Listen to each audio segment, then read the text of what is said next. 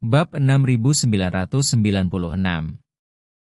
Baca bab 6996 dari novel pahlawan hati online gratis.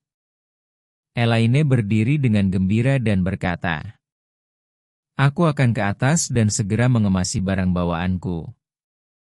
Agar tidak menunda menaiki kapal besok pagi. Saya baru saja bepergian dengan pesawat. Dan saya belum pernah merasakan pelayaran mewah." Jacob juga mengeluarkan ponselnya dan menelepon Presiden Pei. Begitu panggilan tersambung, dia berkata kepada Presiden Pei, "Pei tua, ada sesuatu yang ingin kukatakan padamu. Menantu laki-laki saya pergi ke Australia bersama Tuan Hong untuk urusan bisnis." Presiden Pei bertanya dengan rasa ingin tahu di ujung telepon. "Dengan Tuan Orvel?" Jacob tersenyum dan berkata, Ya, itu Master Orvel. Kau tahu, Tuan Orvel memohon bantuan menantuku sepanjang hari. Dan menantu laki-laki saya malu untuk menolaknya." Presiden Pei memuji, siapa yang membiarkan Charlie memiliki keterampilan yang nyata. Orang-orang kaya dan berkuasa di Aurous Hill semua menghormatinya sebagai Master Wade. Jacob bangga dalam hatinya dan berkata sambil tersenyum, Ya, menantu saya memang mampu. Ngomong-ngomong, Pei tua, yang ingin kuberitahukan padamu bukanlah masalah ini. Ini terutama tentang menantu laki-laki saya. Perjalanan ke Australia ini mungkin memakan waktu cukup lama. Dia takut Elaine, Claire, dan saya akan bosan, jadi dia mengatur pelayaran mewah ke Tahiti untuk kami. Mungkin perlu waktu 1 bulan, dan akan berangkat besok. Saya tidak menyangka ini akan terburu-buru. Ada banyak hal dalam asosiasi yang tidak dapat saya tangani tepat waktu. Ketika Presiden Pei mendengar ini, dia tahu apa yang dimaksud Jacob. Setelah dia menipu Jacob terakhir kali, kesempatan untuk maju yang telah dia nantikan selama bertahun-tahun telah hilang. Sejak itu, dia menyadari bahwa dia harus membujuk Jacob di masa depan. Jika tidak, masa depannya akan terkunci di asosiasi kaligrafi dan lukisan. Dan dia tidak akan pernah memiliki kesempatan untuk maju dalam hidupnya. Sekarang Jacob ingin mengambil cuti untuk bepergian. Logikanya, tidak ada seorang pun yang bisa mengambil cuti sebulan untuk keluar dan bermain. Tapi karena itu Jacob, dia pasti tidak bisa menolak. Jadi dia tersenyum dan berkata, Yakub, bersenang-senanglah. Aku akan mengurus semuanya di asosiasi. Jangan khawatir. Jacob menghela napas lega dan berkata sambil tersenyum. Terima kasih, Presiden Pei. Presiden Pei dengan cepat berkata, Jacob, kita semua adalah keluarga. Jika kamu butuh sesuatu, beritahu aku. Kenapa harus sopan sekali? Itu terlalu formal. Jacob menikmati perasaan dihargai dan berkata sambil tersenyum. Oke, Pei tua, mengingat hubungan kita, aku tidak akan bersikap sopan. Aku akan membawakanmu hadiah saat aku kembali. 20 menit kemudian, Jacob dan Elaine sudah mengemasi tas mereka. Claire bersembunyi di kamar tidurnya, ditutupi selimut, dan menangis. Setelah menangis, dia menyeka air matanya, menulis surat kepada Charlie di atas kertas, dan meletakkannya di meja samping tempat tidur. Kemudian, dia hanya mengemas beberapa pakaian dan kebutuhan. Membasuh wajahnya dengan air dingin, dan meninggalkan ruangan. Di ruang tamu, Jacob dan Elaine sedang mencari panduan perjalanan Tahiti melalui ponsel mereka. Melihat Claire tiba, Elaine segera mengumumkan. Kami sudah menunggu, sayangku. Ayo berangkat, Tahiti. Maglina, yang sedang menunggu di halaman, Melihat mereka bertiga muncul dan segera melangkah maju untuk membantu Elaine membawakan barang bawaannya. Dia dengan hormat berkata, "Paman dan Bibi, kalian berdua bisa masuk duluan. Aku akan menangani barang bawaannya." Kemudian, dia menoleh ke arah Claire, "Tuan Wilson, Anda boleh duduk di kursi penumpang. Mari kita duduk di baris kedua." Claire mengangguk dan berkata kepada orang tuanya, "Ayah dan ibu, kamu boleh duduk di belakang." Oke, mereka langsung setuju dan naik ke dalam, duduk di kursi belakang mobil bisnis.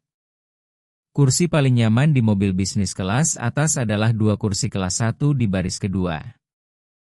Mengetahui mereka akan melakukan perjalanan jauh, keduanya dengan terampil menyesuaikan kursi dengan kebutuhan dan kesukaan mereka. Claire, mengetahui orang tuanya akan segera dibius, merasakan sejumlah kekhawatiran. Maglina dapat melihat kekhawatirannya dan tersenyum, berkata, "Jangan khawatir, Tuan Wilson, semuanya aman. Biarkan Paman dan Bibi beristirahat dengan baik." Oke. Claire tahu anak panah itu ada di tali dan harus dilepaskan. Apapun yang terjadi, dia tidak bisa tinggal diam dan menahan Charlie. Jadi, dia membantu Maglina memasukkan barang bawaannya ke dalam mobil. Lalu masuk ke kursi penumpang. Segera, mobil bisnis itu melaju keluar dari Thompson. Jacob dan Elaine, yang duduk di kursi belakang, belum menyadari sesuatu yang aneh. Pikiran mereka disibukkan dengan pelayaran mewah yang akan datang ke Tahiti. Ketika mobil bisnis itu keluar dari Thompson, beberapa mobil yang diparkir segera menyusul, menjaga jarak puluhan hingga ratusan meter darinya. Kendaraan-kendaraan ini dan orang-orang di dalamnya semuanya adalah bawahan Margaret. Dan mereka akan mengantar Claire dan orang tuanya sampai ke kota pulau. Konvoi itu dengan cepat melaju keluar kota dan menuju jalan raya. Saat ini, hari sudah gelap gulita. Saat Maglina mengemudi, dia berkata pada Jacob dan Elaine, "Paman, apakah kalian tidak bosan di dalam mobil? Bagaimana kalau saya menaikkan TV di tengah dan menunjukkan video promosi pelayaran Tahiti kita?" Oke. Elaine langsung setuju sambil tersenyum. "Kami baru saja berpikir untuk melakukan penelitian. Biarkan kami mengenalmu lebih baik dulu." Maglina menekan tombol, dan sekat antara kabin belakang dan kursi pengemudi perlahan terangkat, dipisahkan oleh TV layar lebar. Kemudian, video promosi tentang pariwisata Tahiti ditayangkan di TV. Visualnya luar biasa indah, menawan, dan Jacob serta Elaine terpesona. Saat itu, embusan udara yang tidak berwarna dan tidak berbau keluar dari ventilasi AC. Asyik dengan adegan itu, mereka merasa mengantuk. Saat kelopak mata mereka mulai terkulai, mereka tertidur tak terkendali. Alternatif novel Charlie Waite yang karismatik. Bab 6997. Baca bab 6997 dari novel Pahlawan Hati online gratis. Setelah Jacob dan Elaine mengalami koma yang parah, Maglina membuka jendela belakang terlebih dahulu lalu mengalihkan AC ke sirkulasi eksternal. Setelah udaranya benar-benar segar, dia mengubah posisi TV. Claire melihat kembali ke arah mereka berdua dan menemukan bahwa mereka sedang tidur nyenyak. Dengan dada mereka yang naik dan turun secara teratur saat mereka bernapas.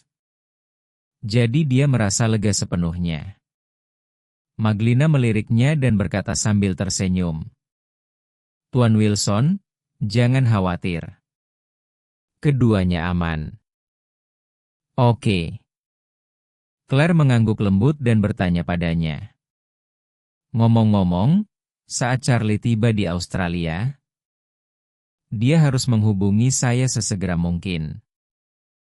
Jika dia tidak bisa menghubungi saya saat itu, dia pasti akan sangat khawatir. Apakah kamu ingin aku meninggalkan pesan untuknya?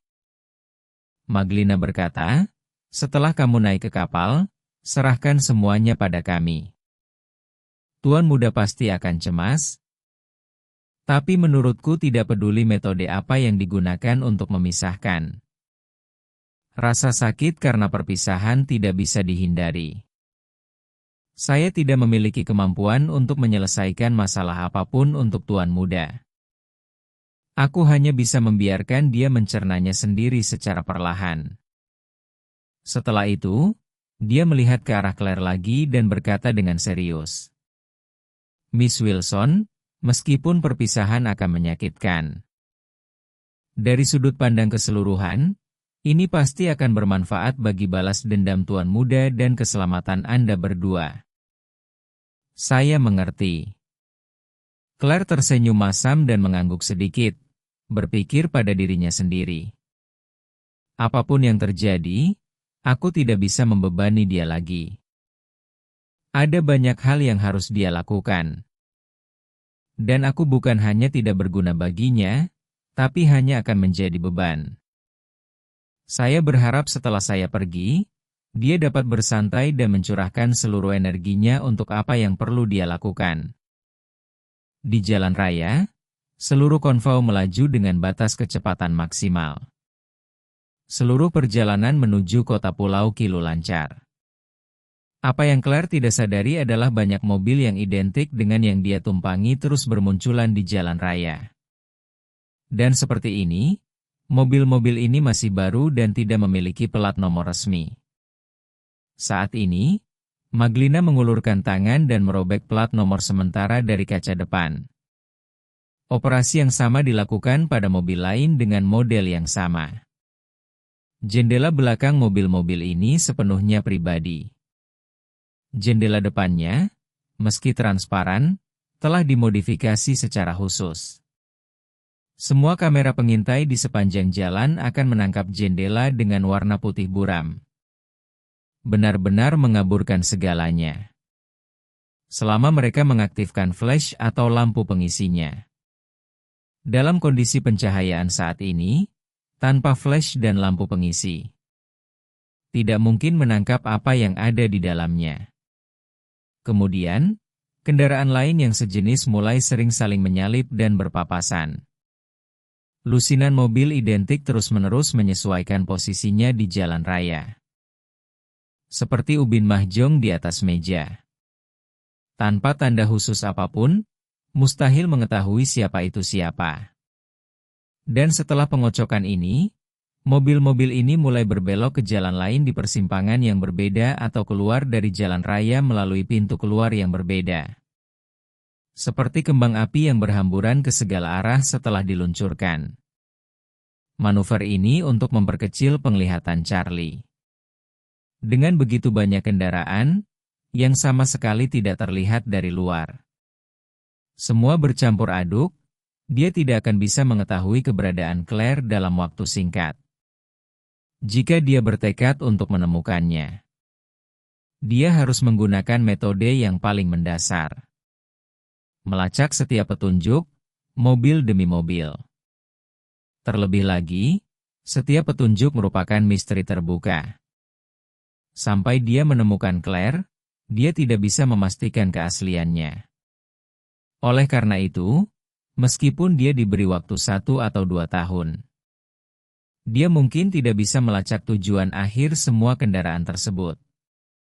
Terlebih lagi, meskipun Charlie pada akhirnya memastikan bahwa mobil Claire telah pergi ke kota Pulau Kilo, akan sulit untuk menentukan kemana dia pergi setelah itu. Terlebih lagi, meskipun dia mengetahui bahwa dia telah menaiki kapal dari kota pulau, lalu bagaimana? Begitu kapal mencapai laut lepas, keluarga Claire dan kru yang menyertainya akan dipindahkan ke kapal lain. Membuat penyelidikan Charlie semakin sulit. Ini semua adalah bagian dari rencana Margaret. Dia tahu kemampuan Charlie saat ini sangat hebat.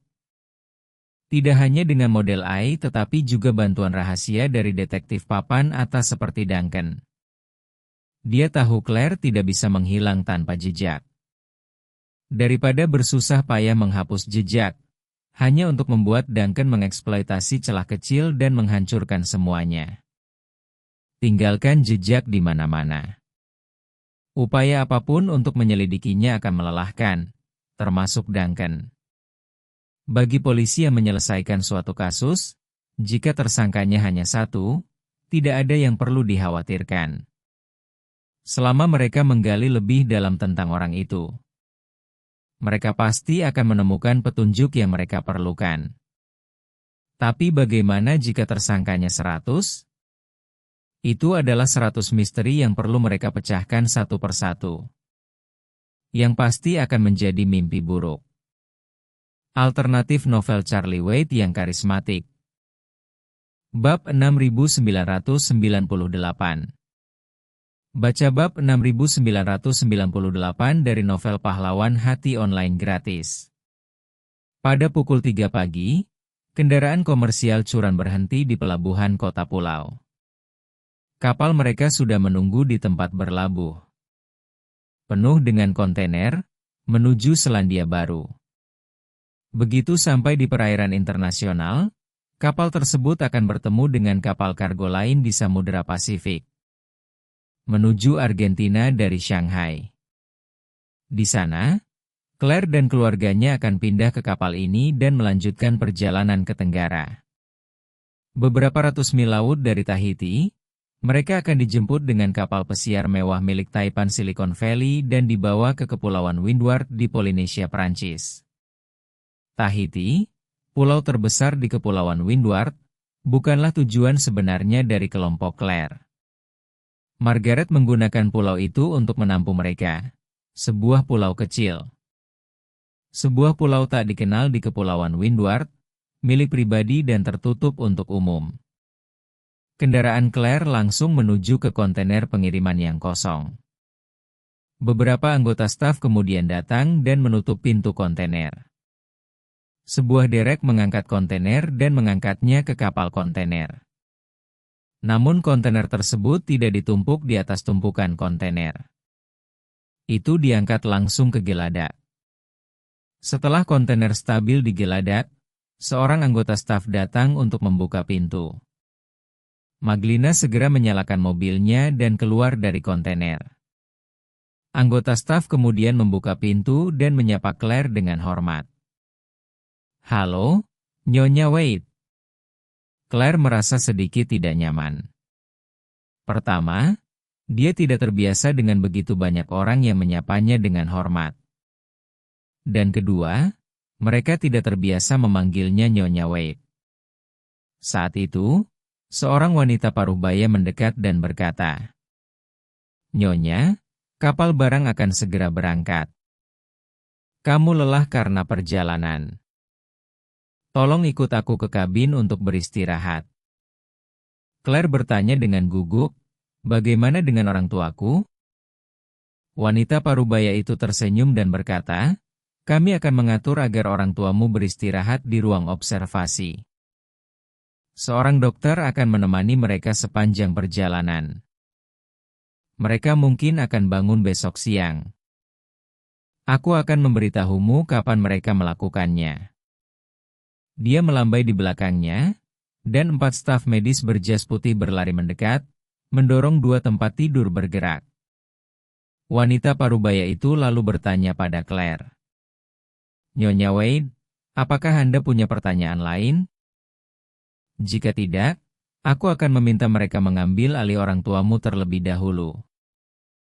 Claire menggelengkan kepalanya dan berkata, "Saya tidak punya pertanyaan lain. Terima kasih telah merawat mereka dengan baik." "Jangan khawatir." Wanita parubaya itu tersenyum. "Aku akan mengantarmu menemui mereka nanti, setelah kamu masuk ke kamarmu. Kami tidak akan membatasi kunjungan Anda kapanpun." Claire mengangguk setuju. Maglina membantunya membawa barang bawaannya dan membawanya masuk. Meskipun ini adalah kapal kargo, kapal ini telah diubah secara khusus. Beberapa kamar telah dilengkapi perabotan awal, menyaingi kamar hotel bintang 5. Tidak hanya soft furnishing dan furnitur yang dirancang, tapi semua peralatan juga tersedia. Ada juga beberapa ruangan lain, termasuk ruang medis, ruang kegiatan, ruang makan, dan bioskop. Bahkan bahan-bahan yang disiapkan untuk keluarga Claire adalah yang terbaik dan termahal di dunia. Dan semua kokinya adalah master dengan peringkat Michelin. Seorang wanita parubaya, bertindak sebagai pemandu, menjelaskan semua perangkat keras dan perangkat lunak kepada Claire. Dia memperhatikan setiap detailnya, seluruh tubuhnya terpesona. Ketika dia sampai di kamar yang sangat mewah, dia tidak bisa tidak mengagumi perawatan yang dilakukan. Dia berkata, "Kami hanya akan berada di kapal untuk waktu yang singkat, mungkin sekitar 10 hari. Tidak perlu menginvestasikan begitu banyak tenaga dan sumber daya dalam dekorasi." Wanita parubaya itu tersenyum. "Kamu adalah istri tuan muda. Meskipun kamu hanya berada di kapal selama 2 jam, kami harus bersiap sepenuhnya. Kami benar-benar tidak bisa mengabaikan apapun." Claire merasakan sedikit kesakitan, tapi dia dengan sopan berkata, "Terima kasih." Wanita parubaya itu menggelengkan kepalanya. "Nyonya, Anda tidak perlu bersikap sopan kepada kami, para pelayan." Dia kemudian berkata, "Nyonya, biarkan Meng Meng membantu Anda menyelesaikan masalah. Aku tidak akan mengganggumu lagi. Kapal akan berangkat 10 menit lagi, dan saya harus menindaklanjutinya." Claire mengangguk dan berkata dengan sopan, "Kalau begitu, kamu bebas sibuk." Claire tidak tahu bahwa Margaret sendiri yang mengatur semua ini. Bersusah payah. Dia melakukan ini sebagian karena rasa bersalah terhadap Claire, dan sebagian karena harapan ketika mereka bersatu kembali dan mengakui segalanya, Charlie tidak akan terlalu kritis terhadapnya. 10 menit kemudian, dengan peluit keras, kapal barang itu perlahan-lahan keluar dari tempat berlabuhnya. Kemudian, ia berlayar keluar dari pelabuhan dan menuju Laut Kuning. Claire diam-diam menyaksikan pelabuhan semakin menjauh dari jendela pelabuhan, tidak mampu menahan air matanya sekali lagi. Alternatif novel Charlie Waite yang karismatik. Bab 6999. Baca bab 6999 dari novel Pahlawan Hati online gratis. Dini hari waktu Australia, Charlie, Orville, dan Isaac mendarat di Bandara Melbourne. Waktu Melbourne 2 jam lebih cepat dari waktu Tiongkok. Dan hari masih gelap di Tiongkok. Charlie tidak ingin mengganggu tidur Claire, jadi dia tidak mengiriminya pesan. Isaac telah mengatur agar staf hotel Shangri-La setempat untuk mengirim SUV kedelai ke sana. Setelah mereka bertiga mendapatkan mobil tersebut, Isaac yang memiliki SIM internasional bertanggung jawab mengemudi. Dan Charlie memintanya untuk langsung berkendara ke rumah sakit tempat Leon berada. Dalam perjalanan, Charlie bertanya pada Isaac, "Chen tua, apakah kamu yakin Butler Tang masih di rumah sakit itu?" Isaac berhati-hati dan berkata dengan serius, "Tuan muda, orang-orang yang saya atur menjawab bahwa mereka masuk dan memeriksa 3 jam yang lalu dan memastikan bahwa dia masih di sana." "Oke." Charlie mengangguk dan menghela napas, "Aku akan menemuinya nanti dan menyembuhkan lukanya. Kalau begitu kita akan membawanya langsung kembali ke Shangri-La." Setelah aku bertanya padanya tentang beberapa hal, aku akan pergi dan menyelesaikan masalah dengan bocah-bocah itu. Orville mengeluarkan pisau kecil dari sakunya dan berkata dengan gigi terkatup, "Tuan Wade, selama kita menangkap Balimatar kecil itu, saya akan mengukir kata Balimatar di dahi mereka." Charlie bertanya dengan heran, "Dari mana kamu mendapatkan pisaunya?" Tidak mungkin kamu membawanya ke dalam pesawat, kan? Orvel berkata sambil tersenyum, itu tidak mungkin. Pemeriksaan keamanan di bandara sangat ketat. Kamu tidak bisa membawa benda ini ke dalam pesawat. Saya baru saja membelinya ketika saya pergi ke toko serba ada di bandara untuk membeli rokok. Setelah itu, dia mengeluarkan sebungkus rokok Zonghua yang berorientasi ekspor dan mengeluh. Haruskah kukatakan atau tidak, rokok sangat mahal di tempat ini. Hanya sekotak Zonghua keras harganya hampir 300 yuan.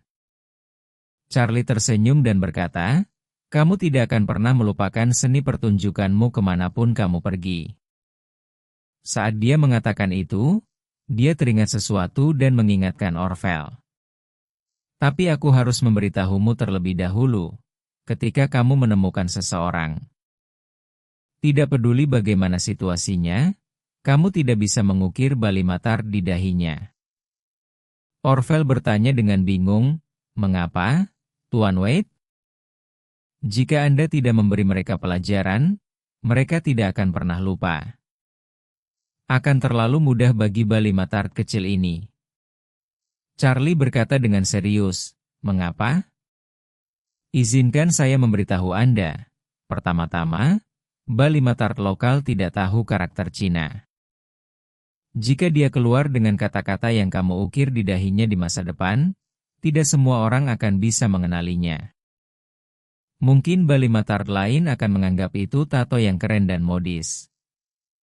Kedua, kita tidak boleh memberikan celah apapun kepada media lokal.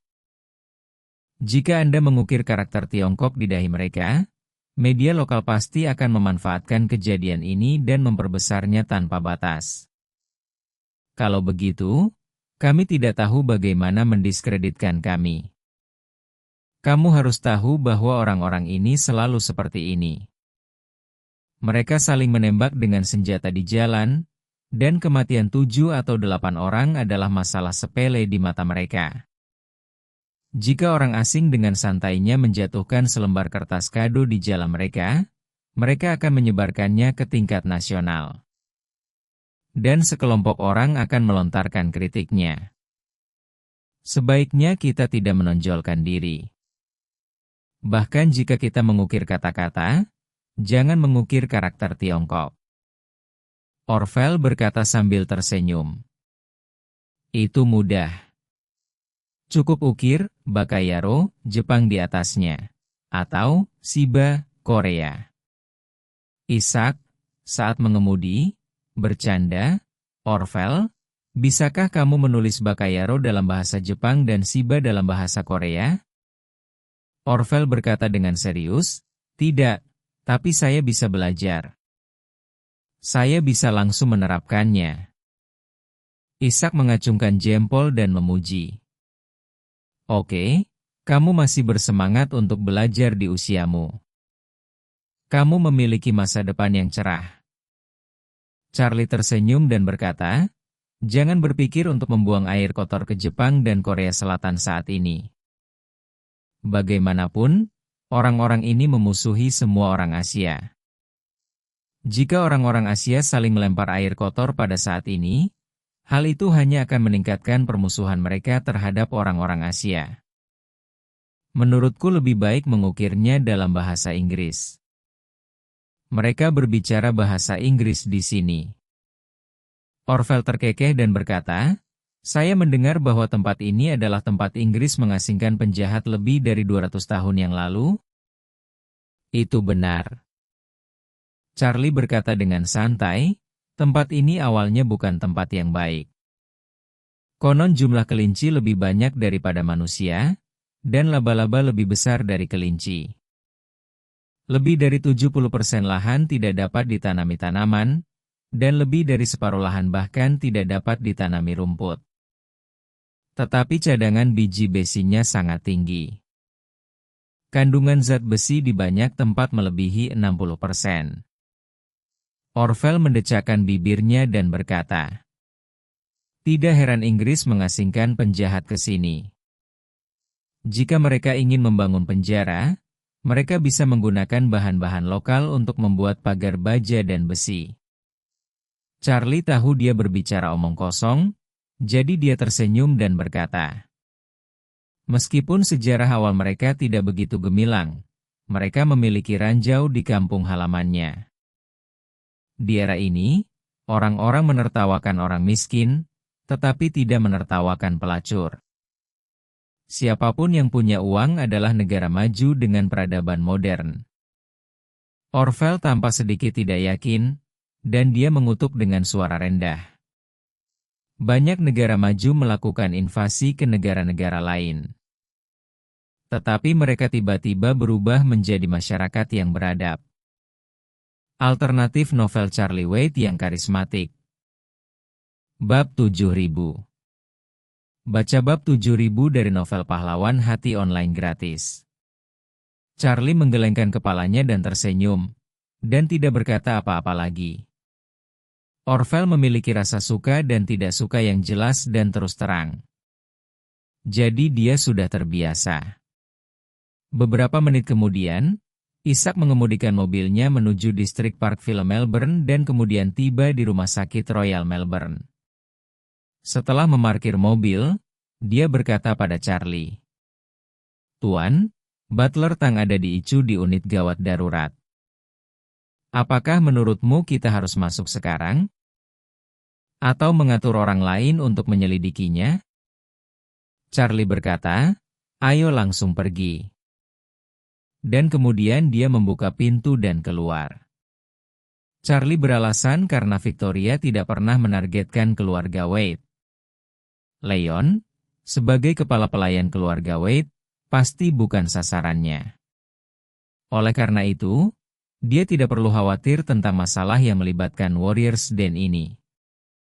Karena dia tidak perlu mengkhawatirkan Warriors Den, secara umum tidak ada yang perlu dikhawatirkan. Dia masuk langsung menemui Leon, menyembuhkan lukanya secepatnya.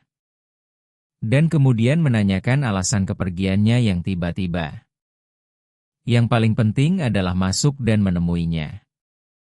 Jadi, mereka bertiga masuk rumah sakit dan tiba di unit gawat darurat. Isaac menanyakan lokasi ICU dan memanggil Charlie dan Orvel untuk pergi ke lantai 2. Di ruang perawat di lantai 2. Seorang perawat yang bertugas menghentikan mereka. "Siapa yang kamu cari?" Isaac segera menjawab, "Kami sedang mencari pria Tiongkok yang dipukuli dan dirawat di rumah sakit. Dia mungkin berusia 60-an dan berada di unit perawatan intensif." Perawat berkata, "Dia sudah pulang." "Dibebaskan?" Charlie dan Isaac tercengang. Kecuali Orvel yang tidak mengerti bahasa Inggris. Charlie segera melangkah maju dan bertanya, "Kapan dia dipulangkan? Bukankah dia terluka parah? Mengapa mereka membiarkannya keluar?" Perawat berkata, "Dia keluar dari rumah sakit 3 jam yang lalu. Lukanya serius, tapi dia tidak lagi dalam bahaya kematian. Dia bersikeras untuk dipulangkan, dan kami tidak bisa memaksanya untuk tetap tinggal.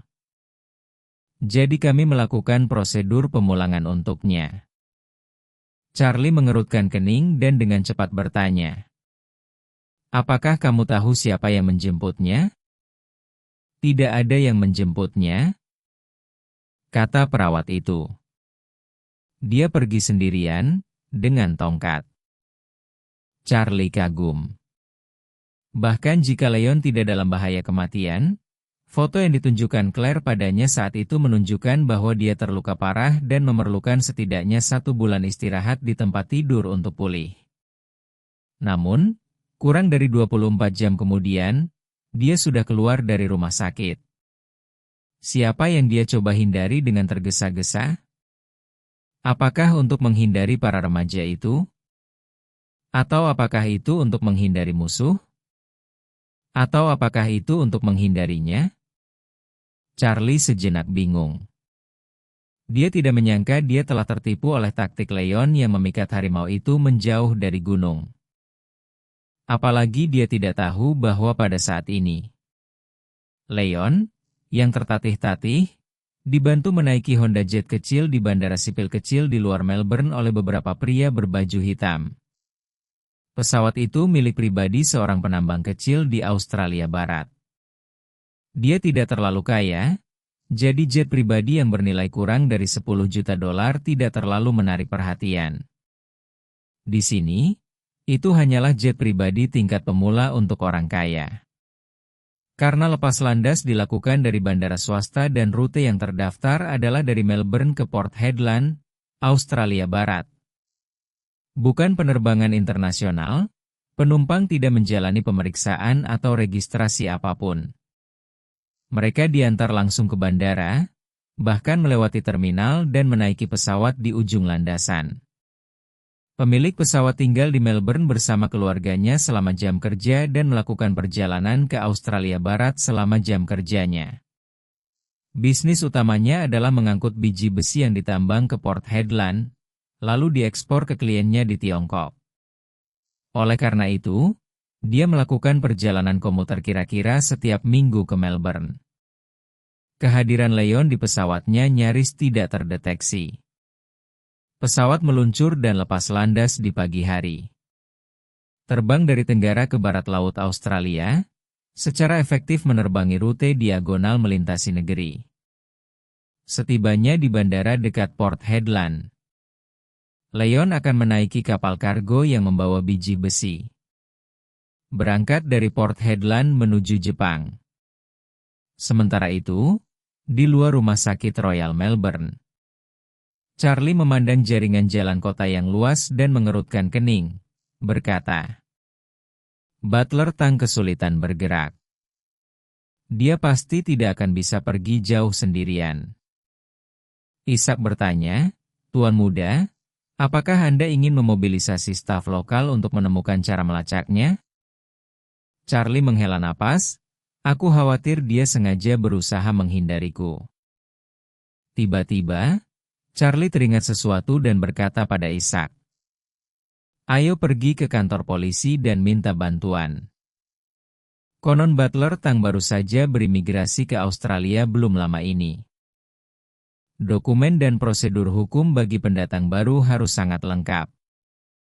Mungkin polisi punya informasi lebih lanjut. Ishak mengangguk, tapi bertanya dengan cemas. Tuan Muda, dalam kapasitas apa kita harus meminta bantuan polisi? Jika polisi perlu memastikan hubungan kita dengan Butler Tang terlebih dahulu, maka akan sulit bagi kami untuk menghasilkan dokumen pendukung. Charlie merasa sedikit jengkel dan mengerutkan kening, berkata, mari kita